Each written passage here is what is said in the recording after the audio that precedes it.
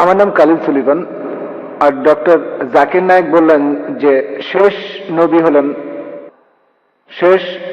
হলেন নবী মোহাম্মদ। আর আমার বন্ধুরা আমাকে বলেছে যে যীশু খ্রিস্ট আবার আসবেন। এই কথাটা কি সত্যি? ভাই, আপনি প্রশ্ন করলেন যে মোহাম্মদ সাল্লাল্লাহু সাল্লাম হলেন শেষ নবী, শেষ রাসূল, কিন্তু তার বন্ধু যীশু খ্রিস্ট আবার পৃথিবীতে আসবেন। এই কথাটা বাইবেলও বলা আছে, যীশু খ্রিস্ট আবার পৃথিবীতে আসবেন।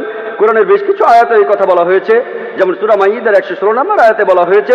আর সব মিলিয়ে 70টি সহিহ হাদিস আছে যেখানে বলা আছে যীশু খ্রিস্ট আবার ফিরে আসবেন। কিন্তু যে কারণে যীশু খ্রিস্ট আবার পৃথিবীতে আসবেন সেটা হলো খ্রিস্টান ধর্মের যীশু খ্রিস্ট তিনি ঈশ্বরের একমাত্র প্রেরিত দূত, যাকে তার অনুসারীরা ভুল করে ঈশ্বর বলে মানে।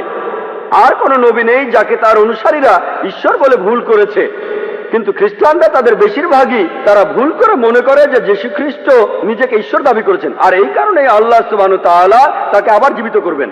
আর এ সম্পর্কে পবিত্র কোরআনে সূরা মাইদার 116 নম্বর আয়াতে উল্লেখ করা হয়েছে, সেই দিন আপনি সাক্ষী হবেন, হে আল্লাহ সুবহানাহু ওয়া তাআলা, আমি তাদের উপাসনা করতে বলিনি, আমাকে আমি বলেছি আবুদুল্লাহ, আল্লাহকে মানো, রব্বি ওয়া রাব্বুকুম, আমার প্রভু তোমাদের প্রভু। তাই দ্বিতীয়বার পৃথিবীতে এসে যীশু সাক্ষ্য দেবেন যে আমি আমাকে উপাসনা করতে বলিনি, আমি তোমাদের বলেছি এক ঈশ্বরের উপাসনা করতে। তাহলে দ্বিতীয়বার যীশু নতুন কোনো আইন আনবেন না, তিনি আসবেন হযরত মুহাম্মদ সাল্লাল্লাহু আলাইহি ওয়াসাল্লামের উম্মত হিসেবে।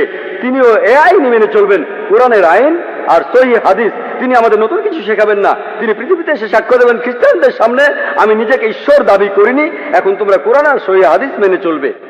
আপনি বললেন যে শেষ নবী হলেন নবী মোহাম্মদ, আর তারপর যীশু আবার ঠিক দ্বিতীয়বার তিনি নতুন নির্দেশ আনবেন না।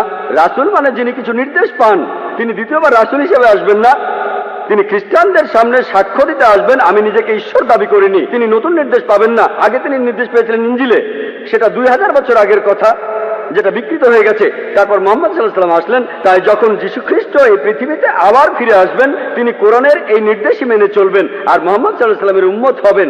তাহলে রাসূল হিসেবে, ঈশ্বরের দূত হিসেবে সর্বশেষ হলেন নবী মুহাম্মদ সাল্লাল্লাহু আলাইহি ওয়াসাল্লাম। আশা করি উত্তরটা পেয়েছেন।